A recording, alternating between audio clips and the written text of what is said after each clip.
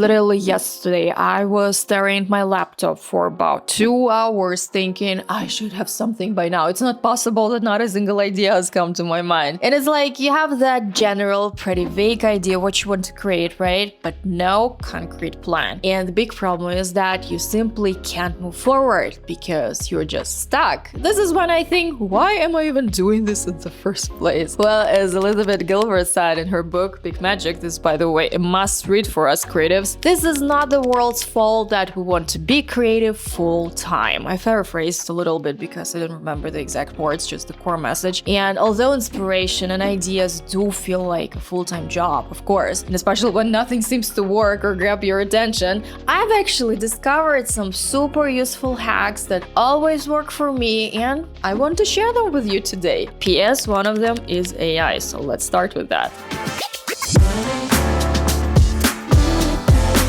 Hello, I'm Iana, and this is the channel where creativity meets art and design, and I'm here to help you overcome any of your creative blocks, discover your full artistic potential, and transform your passion for art and design into a thriving career with practical tips, inspiring stories, and hands-on drawing tutorials. Now AI is a brain for us creatives because when we don't have any ideas, we don't really know where and how to start, or we can't seem to move forward with the current project, for instance. We can simply ask AI for help, as simple as it sounds, but please don't see it as a threat because I prepared 2 really powerful examples for you showing how I personally integrate AI into my own creative projects. Let's move on to the first one. I am a huge fan of the Vitra brand. It's colors, it's aesthetics, it's history, it's everything, and working with them is already on my vision board, but this video isn't going to be about them, obviously. But I wanted to create my own project with the aesthetics of the brand. The problem was that, yes, I did have some ideas, but they were pretty vague, and I didn't really have the clear first steps, like no clarity at all. So what I did was I started generating multiple images with the help of AI to get clear on what was on my mind, basically. Then, after having experimenting for a while, and these are one of the first attempts, by the way, I fell in love with one particular image, this one. I fell in love with its colors, its composition, almost everything. And why almost? I didn't really like the foreground. The cafe table and the color tones didn't match the overall aesthetic.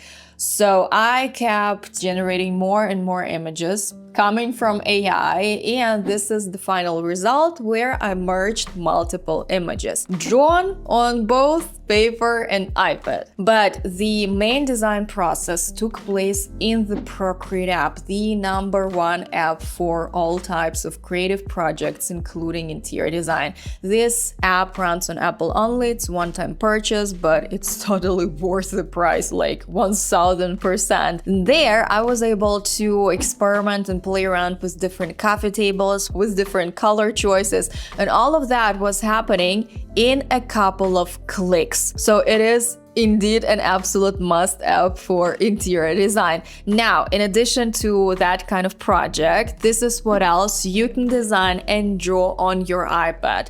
All types of floor plans, 3D views, collages, quick sketches, and yes, of course, you'll be able to draw all of that with my video guidance inside my drawing academy called ASDB Drawing Academy. Right from the start, I'd like to shatter the myth that talent is needed for such results, because these are the results of my students and how they've developed their own drawing and design skills with my clear step-by-step video guidance inside my drawing academy. This is, by the way, where you can sign up to, and let me share one more project I developed with the help of AI. So with this particular one, I already had an idea of creating something in the aesthetics of Fendi Casa, so I asked AI to create projects similar to this one. Then I picked the one I liked the most, followed by the design process on the iPad in the Procreate app I just mentioned in the previous part.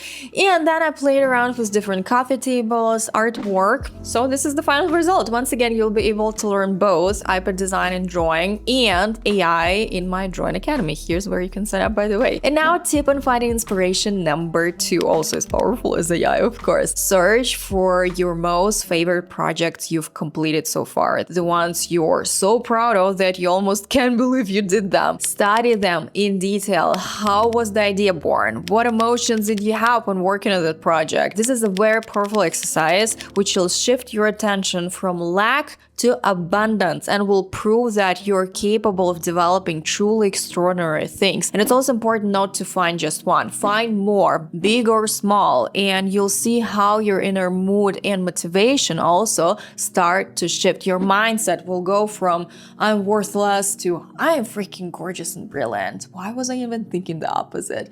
Sounds silly, but this always works in my case. So we have just been creative all the time, right? And now it's time to switch our modes to business education. What I mean by saying is that at this stage, it's crucial to focus our attention on a podcast or YouTube video from someone we feel connected to or from someone we aspire to be. So not just any video, any person, any podcast, but specifically those whose work we adore. And this tip comes actually from one of my all-time favorite podcasts, The Mindset Mentor. And in that specific episode, the host was talking about how ideas are being generated in general. So he was talking about how it is crucial to not sit at the desk, stare at the screen and hope for that revolutionary idea come into our lives and change like the world, basically.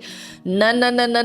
Instead, we have to put ourselves out there. We have to educate ourselves. We have to see what's going on out there, basically learn from the best, because something will 100% spark our creativity and spark our minds. 1000%. It has worked for me so many times when I felt stuck. Then I either opened one of my favorite books and kept reading, or again, I was listening to that podcast, The Mindset Mentor, and in between I was like, wow, exactly. I can actually implement it into my work. Wow, that's brilliant. So it works. And to tip number 4. This is actually partially connected to the previous one, but still a little bit different. So when I feel really stuck, what I also do is that I educate myself on business topics. Why? Because as much as we would love to only design or draw or create in general, it isn't enough nowadays. Because if our work isn't being seen by the world, it simply discourages us. It makes us feel that we aren't perfect, our work isn't perfect,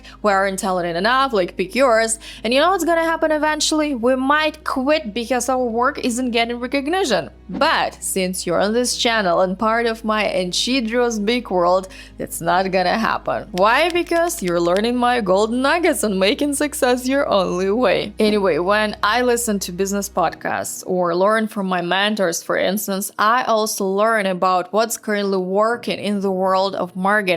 And then what I do is that I implement those insights into my own work, content, and so on. And for instance, if I learn a super useful hack on creating reels to showcase my work in a more engaging way from the marketing perspective, of course, I simply use it for the creation of my next reel. And also not to mention that I brainstorm and rework those insights together with AI. So at the end, I have a solid piece of content developed by educating myself outside of creativity. And now from business to creativity. You're probably expecting this, but of course we need to go outside our cozy home and educate ourselves from our colleagues, whether they're artists or designers. As artists, we simply go to museums, galleries, and so on, and there we pay attention to what fascinates us and what, for instance, doesn't. What particular brushstroke or color combination we like the most and which we ignored, saying, not really my cup of tea. Or we simply visit their offices, exhibitions, and we talk to experts.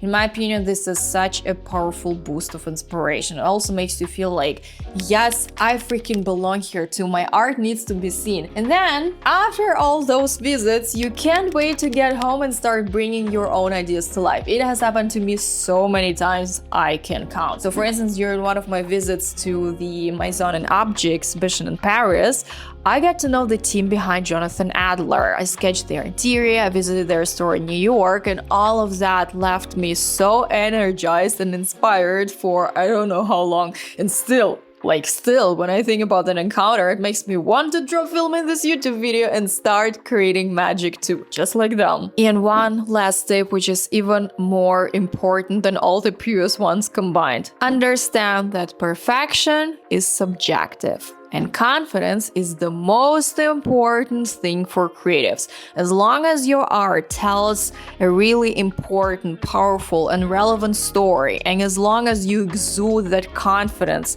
in your work, the world will also feel that. People feel when someone is confident in real life and when someone fakes that, for instance. And in my opinion, confidence needs to be taught at art or design schools because they simply try to make us stick to particular rules, and if we don't do that, we are failures basically. But then we go to museums and see like a piece of art which makes us think, how did this end up in this museum? I mean, why not me? That looks like without any details, right? Well, this is exactly why, because they are confident enough in their skills and they know marketing too. And that's why in this video I was also talking about the importance of educating ourselves in marketing topics, because it's not just about knowing how to draw a vase in the most perfect way. One of my favorite examples, because it's so, understandable and clear. Yeah, it's nice to know how to draw a vase in the most realistic way, right? But after that comes the most crucial part, developing our styles, developing our confidence, and knowing how to actually sell our services. Because as also said in this video, it doesn't matter how beautiful or fantastic or genius our creations are, when we don't get the recognition we deserve, it shatters our confidence enormously. So let not this happen at all. So that's it for today. I really hope to see you inside my Drawing Academy. I hope to shatter that myth together, to develop our confidence together, to learn how to create truly amazing things while also educating ourselves on the topics like marketing, AI, social media, and all these things. And of course, see you in the next video, everyone. Thanks so much for watching.